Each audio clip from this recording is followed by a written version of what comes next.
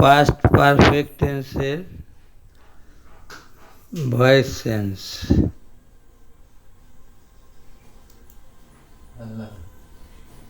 মূলত যারা এই টেন্সের ভয়েস চেঞ্জ পূর্ব থেকেই মোটামুটি ধারণা আছে, যেমন প্রেজেন্ট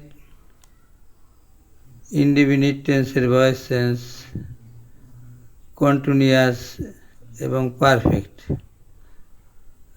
অনুরূপভাবে পাস্ট টেন্সের বেলায় শুধু একটু পরিবর্তন হয় ভার্বের, সব ক্ষেত্রে প্রায় নিয়ম এক। শুধু রুল 2 বেলায় অক্সিলারি ভার্ব চেঞ্জ হয়, আর বাকিগুলি একই রকম। শিক্ষার্থীরা লক্ষ্য করো যে পাস্ট পারফেক্ট টেন্সের বেলায় অ্যাক্টিভ ভয়েসকে প্যাসিভ করতে হলে প্রথমত অবজেক্টকে সাবজেক্টে পরিণত করতে হবে।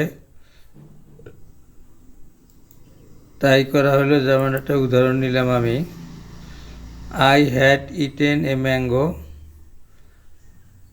এটি পাস্ট পারফেক্ট টেন্সের একটি উদাহরণ। এর অবজেক্ট এ ম্যাঙ্গো সাবজেক্ট করা হইল। এবারে রুল 2-এ পরিণত সাবজেক্টের পরে সাহায্যকারী ভার্ব হ্যাড বিন বসবে, তাই বসানো হলো a mango had been. Rule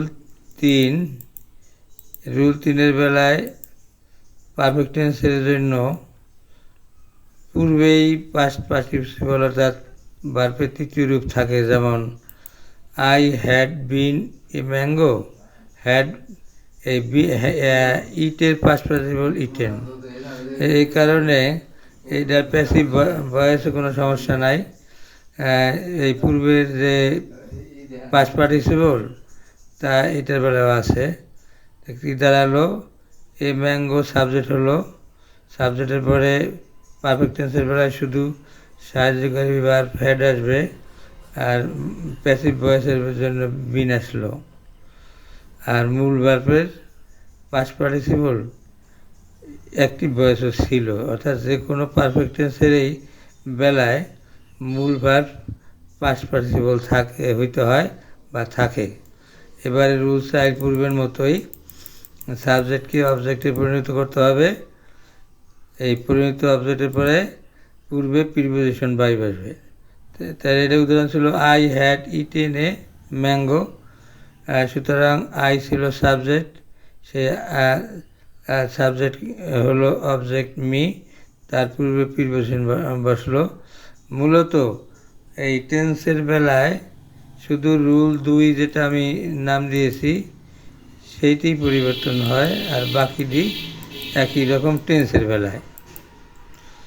কাজেই যারা প্রেজেন্ট টেন্সের indefinite, present continuous, present perfect, তারপরে পরবর্তীতে আবার পাস্ট ইনডিফিনিট, পাস্ট কন্টিনিউয়াস এইগুলি দেখে আসছে, শিখে আসছে, তাদের জন্য পাস্ট পারফেক্ট প্রায় একই মতো।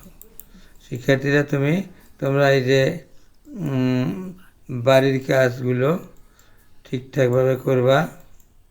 যদি না বোঝো তাই কমেন্ট বক্সে জানিয়ে দেবো, আমি এর সমাধান করে দেবো। যে যেখানেই থাকো সুস্থ থেকো, ভালো থেকো। আর এই আজকের এই পাঠটি শেয়ার করে সবার মাঝে ছড়িয়ে দিও, যাতে করে সবাই তোমাদের মতো শিখতে পারে। আল্লাহ হাফেজ।